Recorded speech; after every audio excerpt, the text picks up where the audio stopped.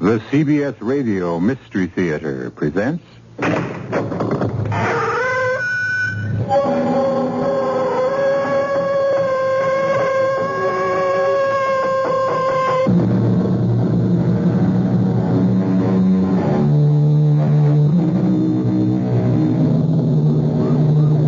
in. Welcome. I'm E.G. Marshall. No matter how many times I hear that sound, it still sends a chill down my spine. You know it's a police car or ambulance on the way to or from an emergency in which someone is badly hurt. At Mercy Hospital, not everyone arrives with the shriek of a siren. Most arrive quietly with the help of a relative or friend. Some come alone, hoping against hope that the grasping pain around the heart is only indigestion. A few come under their own power, sheer willpower that keeps them conscious against all of the body's desire to give up, but hoping, as we always hope, that the bell has not yet tolled for us. Hear that, Chief? What does it mean? Siren. Oh, I hope it isn't one of our ambulances. Well, 10 to 1 it is. It was one of those nights on emergency when... Help. All right, Toby, give me a hand. Yeah. Orderly, get that rolling cart. Oh, he's heavy. He's just about unconscious. Where are you hurt, sir? Stomach. All right, orderly. Take him from Dr. Grant and let's get him on the cart. Easy now. On his back. Gently. Oh. What is it, Dr. Peterson? Appendix? Oh, you won't ask me that. Now I've opened his jacket. Look at that blood on his shirt. What is it, then? Get me some swabs. This man's been shot.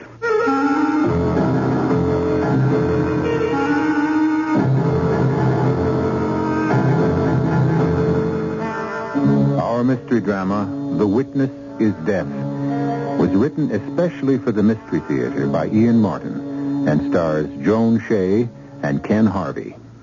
It is sponsored in part by Contact, the 12-hour cold capsule, and Anheuser-Busch Incorporated, brewers of Budweiser. I'll be back shortly with Act One. You've seen the Budweiser commercials on television, and maybe you've wondered how long people have been putting that famous Bud label on things. Well, not as long as the brewers of Bud have been putting things on the label. Things like a list of Bud's most important ingredients. Quote, brewed by our original process from the choicest hops, rice, and best barley malt. And things like the following statement. This is the famous Budweiser beer. We know of no brand produced by any other brewer which costs so much to brew and age. Our exclusive Beechwood aging produces a taste, a smoothness, and a drinkability you'll find in no other beer at any price. Unquote. Yes, brewing beer right does make a difference. Read the Bud label. Taste the king of beers, and you'll agree. When you say Budweiser, you've said it all. Anheuser-Busch, St. Louis. Save a little and save a lot more at the Northwest Federal General Store. That's where you'll find a giant Cracker Barrel of gifts. Gifts for savers by famous makers we all know. The Sunbeam hand mixer, the Schick style dryer, a Presto pressure cooker and Waring blender. And they're all free or priced for special savings when you save $250 or more. See them all in our newspaper ads. And now you can save at 3 centers of interest in the Great Northwest Territory, on Irving Park Road, on Dempster Street in Des Plaines, and now in Norridge in the Harlem Irving Plaza. So save where you get the highest interest rates allowed by law, and get free gifts, too, from the Cracker Barrel of gifts now at Northwest Federal Savings. But come in soon. Some styles and colors are limited. 1 gift per family, please. Offer good for a limited time only. Remember, it's Northwest Federal Savings Time, 63 hours a week.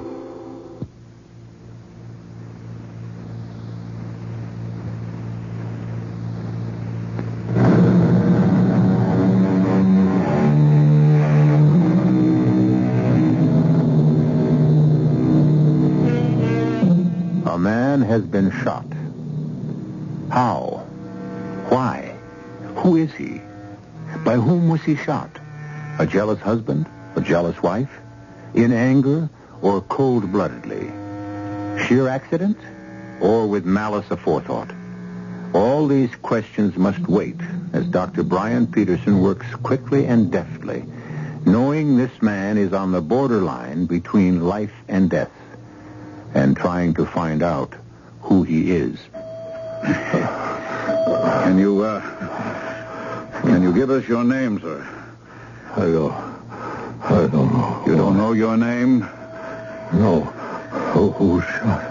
Rip open the rest of his shirt and get your stethoscope on his heart. Yes. We see how he's doing. Will do. Sir, can you hear me? No. Damn, he wasn't shot all that recently. He must have hemorrhaged internally like mad. Orderly, you and the nurse take him straight to emergency. Alert Dr. Aiello. We're going to need anesthesia. He doesn't look like the kind of man to get mixed up in a shooting. Looks can be deceiving, as you'll find out. MS intern. Is he going to die? Well, not as long as he's breathing. Nurse, get me some gloves. I want a good look at that bullet wound. Swab off the area again, Doctor. See the wound? Yes. It's small. Definitely point of entry. Just one shot. That's all I see. All right, thank you, Miss. Oh, get me a probe and some retractors. Thank you. Now, let's have a better look. It was no toy bullet. Heavy .38 could be a police special. And the bullet's still inside. All right, get us an emergency OR, Doctor. We're going to have to go in. Doctor, should you risk operating without a release? I mean, who knows who this man is? Oh, we have information. We know he's white, male, and from his hands, I'd say some kind of workman. The police will have to take it from there. Murder. Someone tried murder. It's all right, sir. We are doctors. You're in a hospital, and you're safe now. What's your name? Name. No. I don't remember nothing except tried murder. Okay, Toby. Go call the police. Then come up to OR.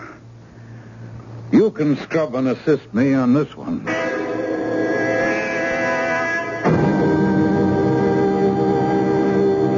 Any change? Well, he's holding on. You got the police? Yes, they're on their way. They have an idea who our mystery patient might be. Have they? Well, the sooner we get that bullet out of his insides, the happier I'll be. It's behind his spleen, resting on the spine. You say the police think they know who he is? Yes, a man named Roy Richardson. That name mean anything to you? Of course. Don't you dames ever read the papers? Of course not, Doctor. We're always too busy curling our hair or recoloring our nails. Oh, don't get your back up. Well, then stop looking down your nose. I happen to have been on duty 60 hours out of the last 72. No, I haven't read the papers. Who is Roy Richardson? You know who Augie Larch is. Well, he'd be a little hard to miss. Our big-time racketeer who got nailed on income tax evasion and is about to go on trial? Yep, you know why. Oh, because someone in his organization was willing to turn state's evidence in order to... Roy Richardson. That's the guy's name. Yeah. He's the witness. If we can bring him through.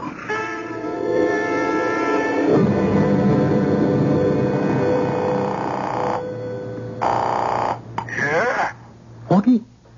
Who's this? Johnny A. Johnny Angel. Where are you?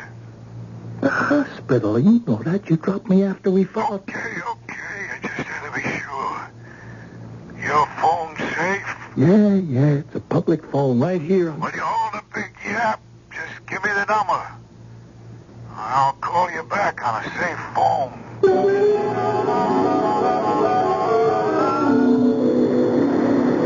Suction. Cut off that bleeder, Toby. Retractor.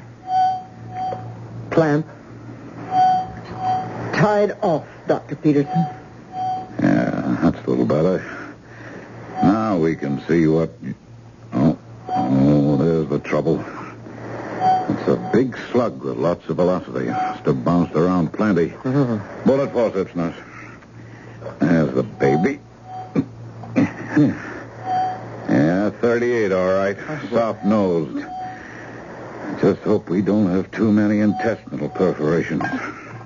Hold on to that, nurse. Please hold on to it. I don't see any damage to the vital organs. Mr. Richardson is still going to be lucky to pull out of this one. And even if he does, to stay alive. One way or another.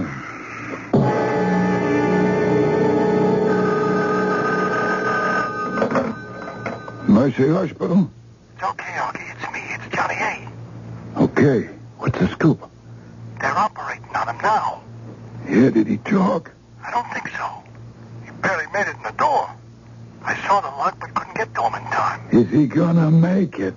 I got no way of knowing. You better make sure he don't. Augie, what can I do here in the hospital? You better figure that luck never comes true. He can nail me, and I don't intend to be nailed. But if I should be, you better know you're deep-sixed. But Augie... Don't talk. Move. I'm going to give you a safe number you can contact me through. And if you need Gus, I'll send them to you. If that fink's mouth has got to be shut, let Gus handle it. That dummy is expendable. Only you back him up and make sure.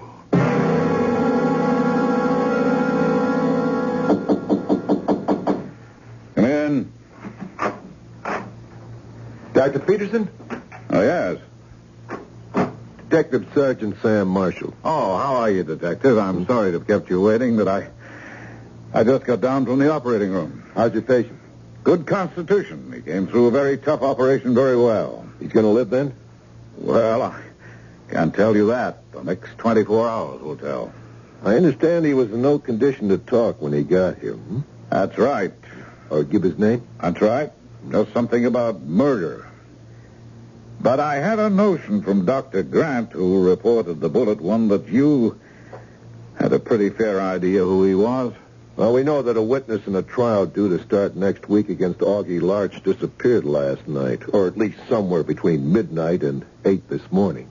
Roy Richardson. Yeah. We've been keeping his picture out of the papers to protect him. It looks as if you didn't do a very good job of that, Sergeant. Richardson was the one who ducked us. Is this the man you operated on, Dr. Peterson? Well, no. No, I've never seen this man before in my life. That's the way a cop's life goes, Doc. Now I've got to open a new file. Who the devil is your John Doe? Well, we found no identification on him. Looks like that's your problem, unless... Unless what? Well, unless... I guess everyone can't resist trying to play cop, Sergeant, but when this man got to the hospital, he'd been carrying that slug in him for some time. Uh-huh. I don't see how he could have made it on his feet for so long unless... Uh-oh. What is it? Look down there. There's a parking lot for the hospital. Huh? See that car down there? Uh-huh. Next to my red convertible? Is that yours? No.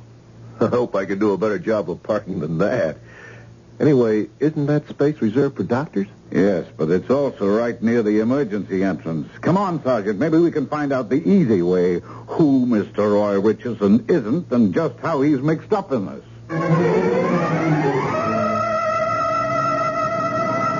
There's blood all over the seat. Don't touch the wheel, Doctor. You find anything? Registration for the car. Joseph C. Wilson, 1440 Floraville Avenue. Height 5'11", 1/2. Weight 170. Eyes blue-gray. Hair light brown. Age 36. Sound familiar? Yes, that could be the man I operated on. Description fits. Apex Insurance. In case of accident, notify Mrs. Joseph Wilson. Let's go do that little thing, Doctor. You know this Wilson? I mean, was he another witness? Never heard of him. But I'd give a lot for a few words with him. Richardson is still missing, and my hunch is any deal he thought he could make with Augie Larch was one way. The odds are that Richardson is already at the bottom of some convenient lake, The big question is, did they intend to dump Mr. Wilson there, too? Or was he one of them and something went wrong? Either way, you've got to help me get something out of the guy. We had Augie Larch just where we wanted him. And I don't want to see him get off the hook.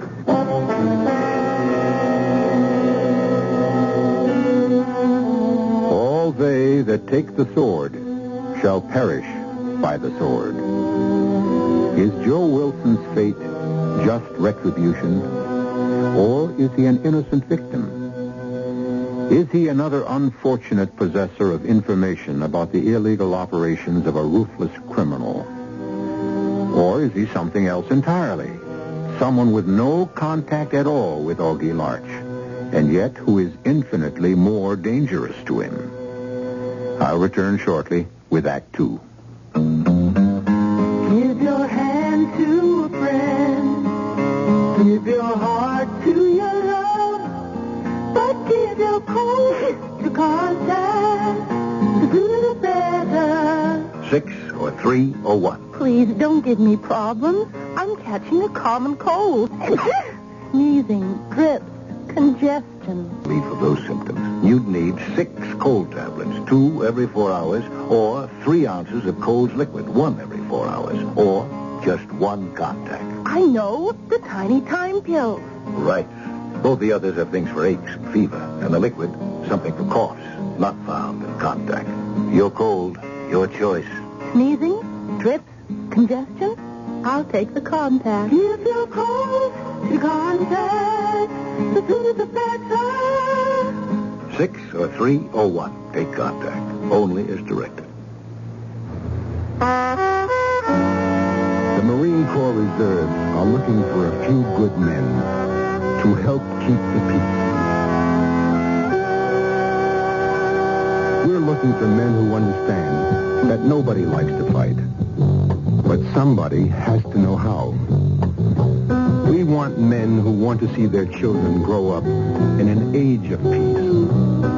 Men who will do more than wish for it. Men who will work for it. Men who don't need the draft to know there's a job to be done. Men who ask themselves what they can do for their country and do it. We're looking for a few good men to stand with the Marine Corps Reserve. No shortcuts, no compromises, no promises except one. You'll be a Marine, and you'll be ready. That's the job of a peacekeeper.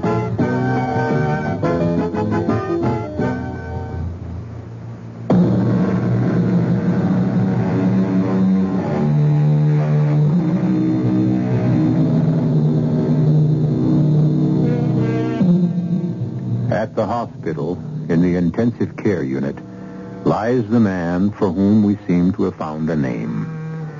But while the doctors monitor and fight to save the patient's life, Detective Sergeant Sam Marshall doggedly follows his job of finding out if he really is Joseph C. Wilson. And if he is, who he is, what he is, and what led him to being the target of a perhaps lethal bullet. As soon as the necessary police machinery has been set in motion, he goes personally to interview Joe's wife, Helen. And I was frantic. I was just going to call you. The police, I mean. Now you tell me this. How could anyone ever shoot my Joe? Well, the point is somebody did, Mrs. Wilson. Now, I've seen a picture of him. There's no doubt it's your husband. But why? Joe didn't have any enemies. Not that kind, anyway. What does your husband do for a living? He's a plumber. Does he have a partner? Work for a firm? No, he's just in business for himself. Does he stay out much nights? Oh, not Joe. Outside of his work, the kids and me are his whole life. How many children do you have? 2. Mm-hmm. Ronnie, he's 8, and the baby, Sue Carol, she's 3. How come he went out last night? Well, it was an emergency call. Know from whom? Oh, yes. The Bensons, up on Long Ridge Road. They're old customers and kind of friends, so that's why he went out so late. Would there be any reason for him to come back by the old high road? Yes. Yes, he's stubborn about something. It's a shortcut, but... But what? I've asked him not to use it. There are so many blind curves, and it twists, and it's narrow, and it's all full of potholes. And, well, nobody uses it much since it's so deserted, and since you... If you do meet someone coming the other way, it's so easy to have an accident. I was always afraid. I always had one. Please, I want to go to my husband. I want to talk to him.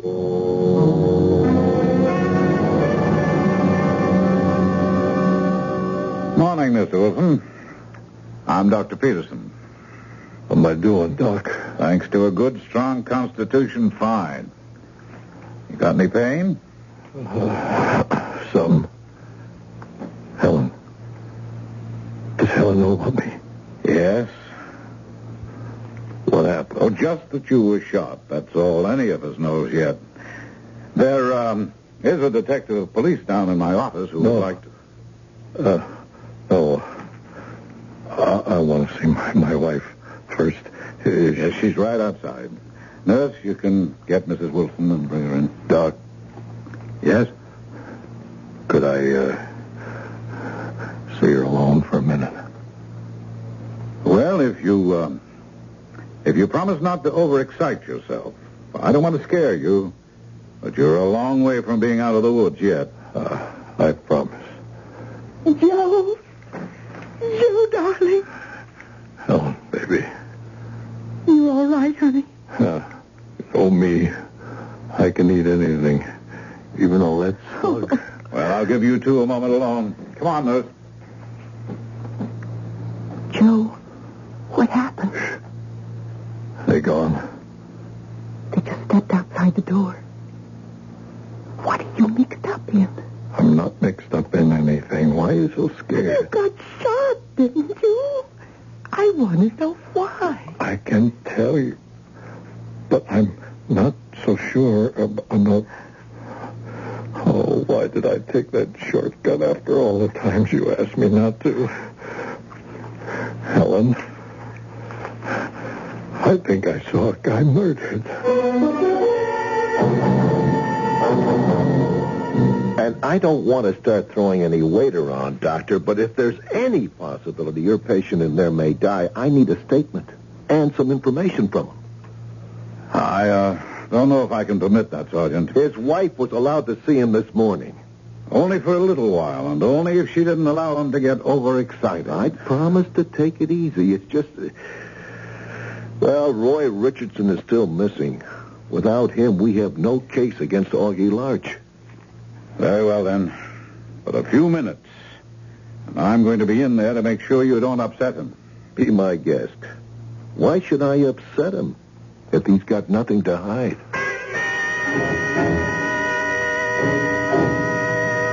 This is Detective Sergeant Marshall, Joe. He wants to ask you a few questions. I'll do, Sergeant. Feeling better? Well, kind of weak, like... Go ahead. You're a plumber, Mr. Wilson, huh? Yep. And last night you were called on an emergency job late after dinner. That's right, the Bensons. Good customers, good friends of mine. Mm-hmm. They sprung a leak in the main water valve coming under the house. I had quite a time of it before I could get a new washer in there. And afterwards, you came home by the old high road? That's right. Saves about 3 miles over going around a new road. At what time was this, Mr. Wilson? 11, maybe 11:45. And what time did you leave to go to the Bensons? Around 7:30. Got there maybe about 8. Mm-hmm. 3 hours to put in a washer? Well, like I say, I had a tough time of it. And the Bensons are old friends. I stuck around talking, had a beer or so. And it was coming back on the old high road you were shot? That's right. How? Well, see, I was coming around a sharp bend where the road kind of dips down in a hollow. Uh-huh. And I hear what sounds like a blowout. So I hit the brakes, slow down as I come around the bend, and I see in my headlights this car parked off the road by the lake, facing me with the headlights off. The car was off the road? Well, half on the shoulder. And right beside it, there was 2 other guys lifting someone like he was hurt. I stopped, and I got out, and I yelled, "Could I help?" And before I knew it, one of them pulled a gun and took a shot at me. And hit you. That's why I'm here. What did you do then? What would you do? I dived from my car. Thank God I left the engine running, and I took off right past him like a hound dog with a bee up his tail. They shoot at you again? Sergeant, I don't know. All I knew was I was hurt and heading for the hospital. Another thing to thank God for. They hadn't pulled off the road. I'd never got past them. You know Roy Richardson, Mr. Wilson? Name's familiar, but... You ever hear of Augie Larch? Oh, you mean the gangster, the mob guy? Now, you tell me. Was he one of the men you saw murder Roy Richardson? Oh, I don't know for sure who was murdered, or even if it was. Oh, you must have seen these men in your headlights. Could you identify any of them for us? Oh, I don't know if you'd be willing to try, huh? Well, I guess. Sure. I mean... Sergeant, I'm sorry, but I'll have to stop you. That's quite enough for now. Okay, you're the doctor. But I'm going to have to talk to him again. Just so long as it won't endanger his life. Oh, don't worry about that. His life is just as important to me as it is to you, Doctor. But from here on in, I'm going to do everything I can to protect it.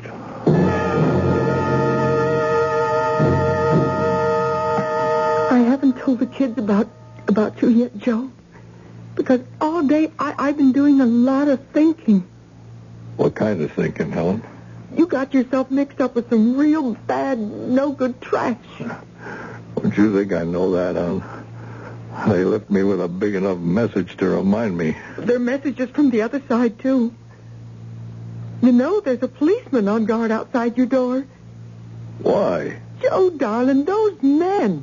Or the one who shot you and the other one. Could you recognize them if you saw them again? I'm still mixed up. Like sometimes I tell myself I'm not 100% sure I could. And then I shut my eyes. And I know I could pick them out in a jam-packed ballpark. But if I really had to tell the truth, I think maybe the reason is I'm just plain scared. Oh, Joe, darling, don't you see that's just the way I feel? I don't want you to identify those men, even if you could. They've done enough to you already. I don't want you to take any chances they'll do any more. Still, Helen, I gotta do what's right. Why? You didn't ask to get tangled up in this filth and crime? You want all of us to creep around scared to death from here on in if you identify these men? Ronnie? Sue Carroll? Me? But look at what happened to you already. But, Helen, it's like I'm a citizen. If I've got rights, I got duties, too. Joe, promise me you'll stay out of it. That's the only way all of us can be sure we'll be safe. Especially you.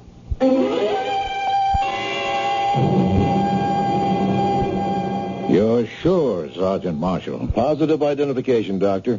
He hadn't been in the water that long. After talking to Mr. Wilson, we located the spot where the shooting took place. We had a crew with us, and they brought up Richardson the third time down. Bullet through his head. So there goes your witness on the evasion of taxes trial. Small potatoes. Now we can get him on a bigger rap. Murder? If your patient, Mr. Wilson, comes through.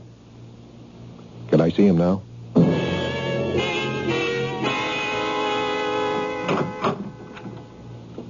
I'm sorry to have to break in on your visit, Mrs. Wilson, but Sergeant Grant has to talk to your husband.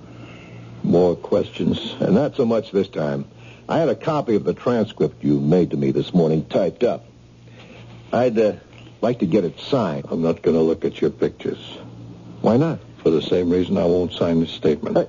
I can't identify the men. You indicated you might. Well, I'm not sure anymore. He'd be in terrible danger if he could. Mrs. Wilson, every precaution is being taken for your husband's safety. You saw the police guard outside the door. What about my wife and children? I'm trying to cover your house, too. With killers like these, that's no protection. What else can I do? Could I come up with an idea? And welcome. Well, it's the neat old adage which solves all problems. Dead men tell no tales. I don't understand. Well, look, suppose everyone thought your husband had died from the bullet in him. What would those gunsels have to worry about then?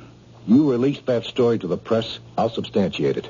A big little white lie, Doctor. Would you be willing to look at the pictures then, Mr. Wilson? And make an identification, if you find one? Or two? Helen? Oh, Joe, I don't know what to say. If everyone is willing to put themselves out like that, how can we let them down?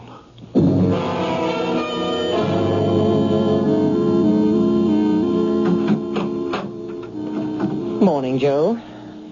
Well, how's it going today? Well, I ain't ready to take on Muhammad Ali, but I'm getting there. Well, this may give you a lift. The morning paper, page 1. Shooting victim succumbs. Joseph Wilson, age 37, died at Mercy Hospital last night as the result of a mysterious bullet wound inflicted while he was driving along the old high road. Wilson, a plumber by trade, leaves a wife, Helen, and 2 children, ages 8 and 3. Let me see that. Well, you have the right. Not many men get to see their own obituaries. Sure gives a man a funny feeling. I'll bet. The victim's will said he will be buried in Clendon Cemetery. That policeman sure did it up thoroughly, didn't he? Well, they could scarcely release a story that you died without being nice enough to bury you. At least now the killers are off your trail. Hello, Augie? Johnny A. You seen the papers this morning?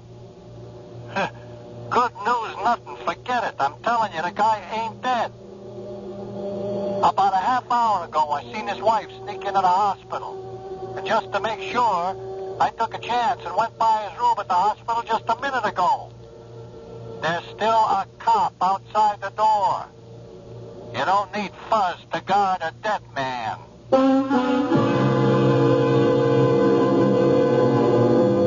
So, it appears that our innocent bystander is still in jeopardy. Has a brilliantly performed operation saved his life, only to have it threatened once again? I'll return shortly with the answer to that, and Act 3. Inside you're free. Inside you're free after all. You hear freedom spirit like a wild bird's call. Inside you're free. Inside you're free after all. Living free. Living free. You feel like breaking loose, and so off you go in a Skyhawk. Buick's sleek, low-slung 2+2 road machine. Its streamlined nose thrust rakishly ahead. Its spirited V6 engine supplying the motion. All of a sudden, living free becomes second nature. Skyhawk. Catch one at your Buick dealer now. Inside you're free. Inside you're free after all. Living free. Living free. Living free. Hi, Mal Belair's here with an interesting fact about water, brought to you by your local Culligan man. Did you know that in the United States, there's almost 20 times as much water in the ground as there is water on the surface? For example, Florida alone has more underground water than all the water in the Great Lakes combined. And speaking of the Great Lakes, there's a popular misconception that Lake Michigan water is soft. However, according to a government study, to be classified as soft, water must contain less than 3.5 grains of hardness per gallon. And Lake Michigan water contains about 8 grains of hardness per gallon. So, call your local Culligan man. Ask him to show you the difference that hardness makes. Whether you have Lake Michigan water or other than Lake Michigan water, you'll be astounded. There's no cost or obligation, so call your Culligan man today. You'll find him underwater in the Yellow Pages. This is WBBM Chicago, News Radio 78. The time is 11:06. It's 10 above at Midway. It was Robert Burns, the Scottish poet, who penned the lines, "The best laid schemes of mice and men gang after gley." Certainly all the plans to protect Joe Wilson by announcing his apparent death have been negated by his wife's thoughtless and untimely visit, and the 5th columnist in the hospital. Unfortunately, the doctors and the police are unaware of this. Still, what can men, even as desperate as Augie Larch, do to stop Joe from identifying them now? It ain't good enough, Johnny. But Augie, what else can I do? I don't know. What a fool I was to be with you when we rubbed out Richardson. The way it was, we didn't have time to handle it any other way. All I know is this isn't just beating a little income tax evasion. My neck is on the line for the big M. So's mine, Augie. Yeah, well, that's what I'm counting on. I'm sending you Gus. Between yous, you better figure out some way to make that orbit come true. Okay, boss. But don't you give Gus a gun. I'll handle that end if we need it. Don't worry, it's muscle I'm sending you. I wouldn't trust him with a gun either. But don't forget, I don't care how you do it, but I want that witness dead. Like I said, it's my neck on the line too, Augie. One way or another, that's just what he'll be before the day's out. And Mrs. Wilson is up with him now, still? I guess so. I've been on rounds. After all our arrangements, why did you let her go up there? She was already in the hospital and on his floor before I bumped into her by accident. I tried to argue her out of it, Doctor, but she insisted on seeing him. Yes, and if those mobsters are having the hospital watched, the whole cover scheme may be out the window by now. Well, even if he was dead, she had a right to come and make arrangements for his funeral. Yes, I suppose. But when Sergeant Marshall turns up, he'll probably blow a gasket. But the damage, if any, is done already, so there's no use our getting excited about it. One thing we can do. What? Smuggle her out of here the best way possible without a chance of her being seen. 4th floor nurse's desk. Well, this is Dr. Peterson. He is? Oh, yeah, well, would you tell him I'll be right down? That's the sergeant. He's downstairs. Now, look, Tully, I'll go down and delay him a little. We can't wait for dark. You go along to the room and get Mrs. Wilson out of there. All right. I don't care how you do it, but if possible, without being recognized. Honey, I don't care how long you argue with me. You're not going to change my mind. Joe, why should you risk your life? Ellen, I know you love me. But you should have gone on out to Dayton with the kids like we planned. You took an awful chance coming here today when I'm supposed to... I know. But I told you. I sent the kids off last night, and your mom and pa were going to meet them.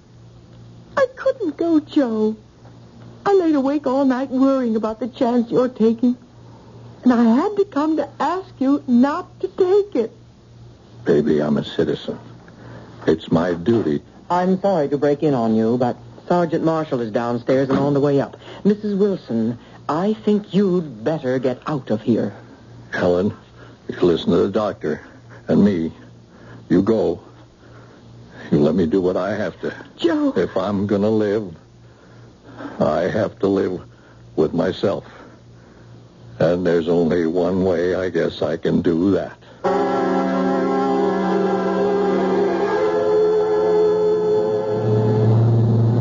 On I'm not going to try to pretend I'm not sorry the wife came here, but there's no sense in worrying over spilt milk, Dr. Peterson. Sooner we get a positive identification on who murdered Roy Richardson, the sooner Joe Wilson will be out of danger. From outside threats, perhaps. The man is still fighting for his life from the damage that bullet did to him inside. So, take it as easy on him as you can. Cops are human, Doc. That's all right, officer. Just relax, but keep your wits about you. Can we go in, Doctor? Oh, sure. Well, afternoon, Mr. Wilson. This shouldn't hurt too much. I've brought some pictures, so it wouldn't be too heavy. I had the computer select them so you didn't have to wade through the whole mug file. For example, this here first one. Do you recognize him as one of the men you saw carrying Roy Richardson's body the night of the murder? Well, why, that's, I've seen his picture in the newspapers. Yeah, he's a prominent man. Was he one of them? I like to get something straight first. Ask. If I identify the guys, what happens then? Oh, we pick them up and arrest them. And I'm out of it? Well, not exactly. Why not? Because your statement would not be admissible in court unless you're there to be questioned not only by the state, but counsel for the defense. Due process of law. I see. Why do you ask? It's all right, I'll get that. Because I'm afraid my wife will feel I sold her and the children down the river. It's the other way. You're buying her, your children, and yourself freedom from fear. I'm sorry, there's some flowers for Joe. Special receipt requested. Flowers for a dead man, huh? There's a card. Here.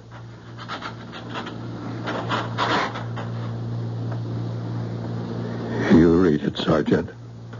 Joseph C. Wilson, room 412. Best wishes, Joe, from your watchful friends, both here and in Dayton. That's right. Dayton.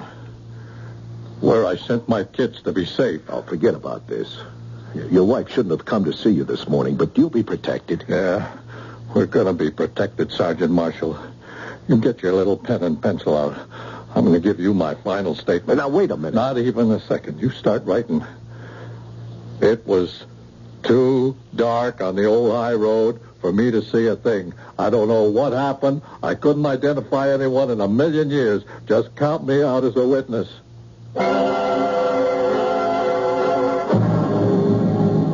Oh, Toby, you look bushed.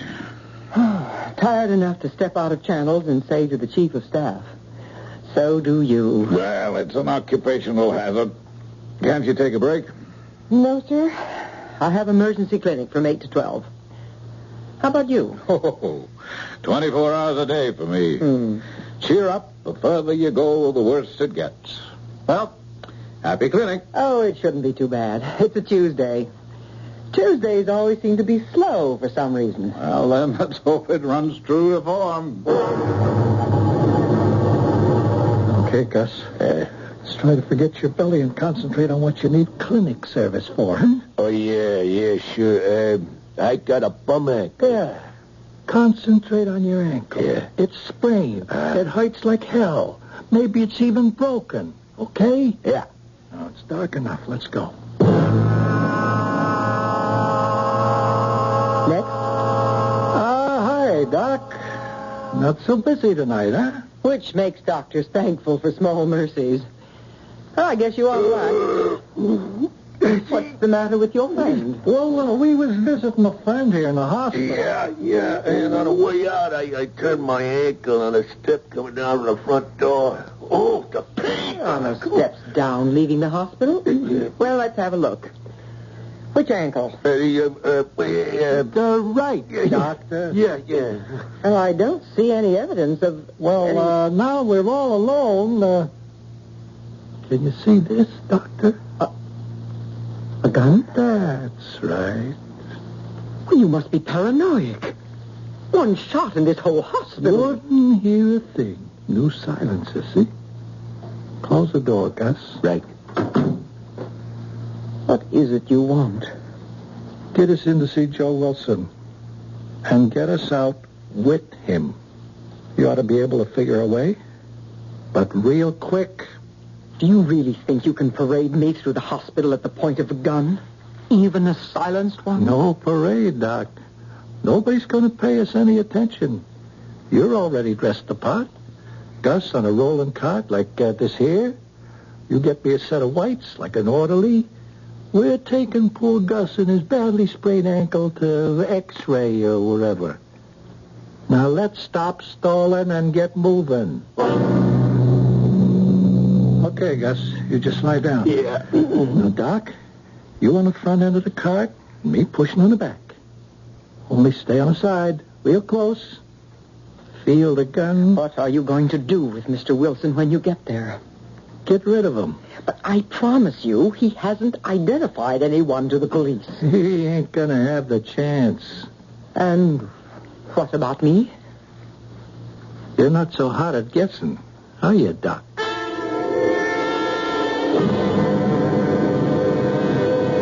Hi, Toby. Dr. Grant. What you got there? Badly sprained ankle, Doctor. Maybe a break. Going to X-ray. Why don't you let the orderly take him? Let's us have a cup of coffee. I'm afraid I can't, Doctor. This is a little more serious than that. It looks like he has a rectus pylorem. And I'm afraid the constrictor pharyngus may be involved. The constrictor You know how dangerous that can be, Doctor. There may even be a break involved. I want to stop that if it's possible. Okay, Doctor, that's your problem. You'll be able to handle it.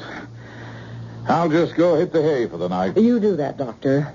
I've got to get this man up to 4th floor X-ray for special pictures. Oh, by the way, you better take the back elevator. The front one's out of whack again. Oh, I didn't know.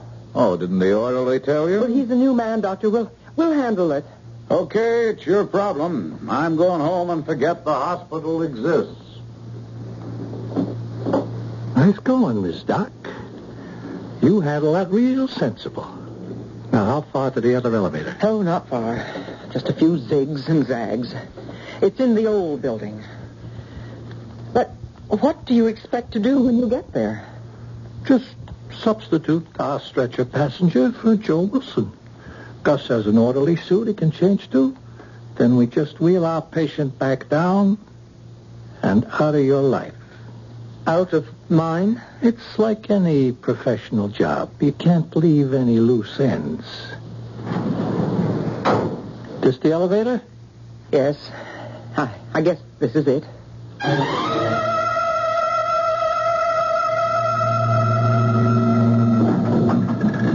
Now, look. This is the last lap. So far, everything has gone pretty smooth. Let's keep it that way. Okay, Gus? You all dressed? Yeah. These white things feel nice. Fine. Just let's concentrate on trundling this cart past that cop with the doctor's help and pick up our boy.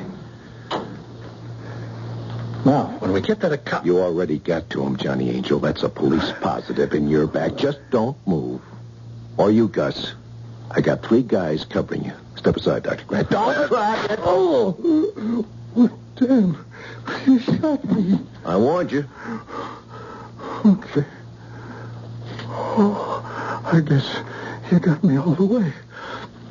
But Augie and Arch ain't getting off scot-free. Don't worry. Joe Wilson will be able to identify him now. How come you nailed me? Oh, you shouldn't fool around with doctors, Johnny, eh? Male or female. You're just not smart enough. What do you mean? Well, you tell him, Doctor. Well, Gus was supposed to have a sprained ankle. When Dr. Peterson asked me what was the matter with him, remember what I told him? Some double talk. I said he had an rectus pylorem. Yeah, what's that mean? It's a very small muscle at the base of the hair follicles. You gave me the old double O. Yeah, not the ankle. A muscle at the base of each hair in your head. It's enough to make your hair stand on end. Isn't it, Johnny Angel?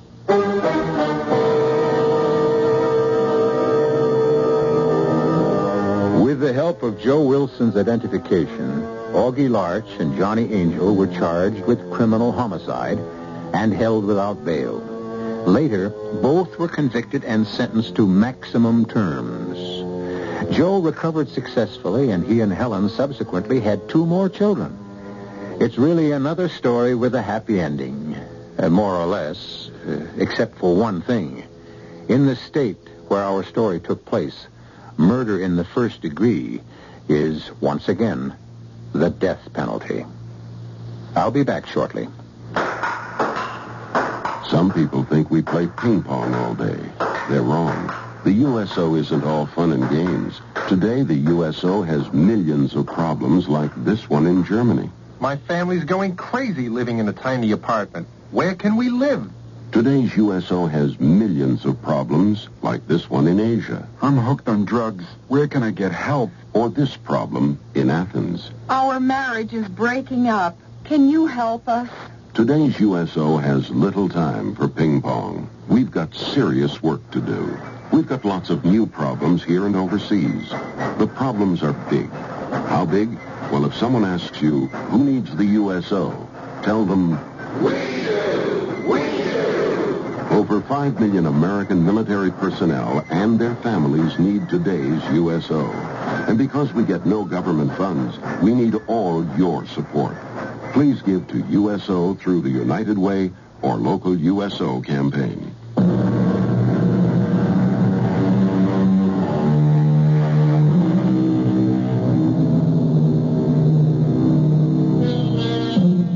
The one thing that remained strongest in Joe Wilson's mind after the horror and pain of his experience had faded was the decision he had come to, finally, to make the identification.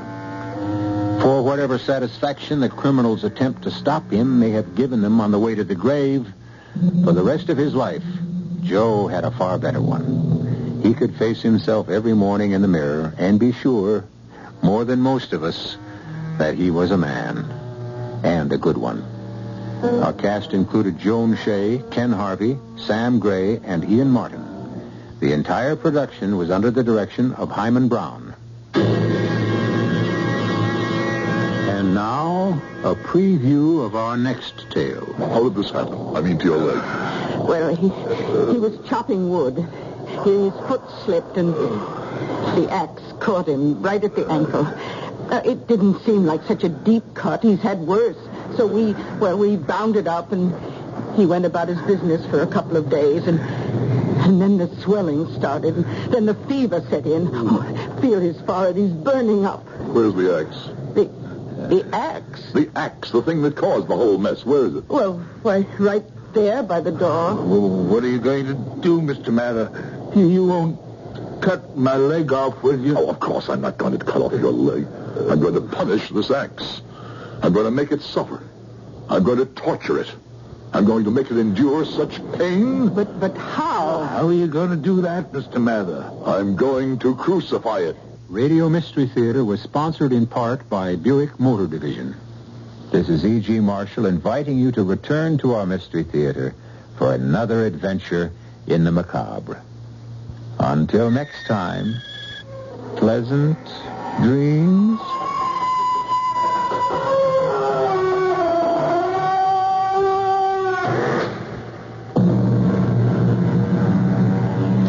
This is WBBM Chicago News Radio 78.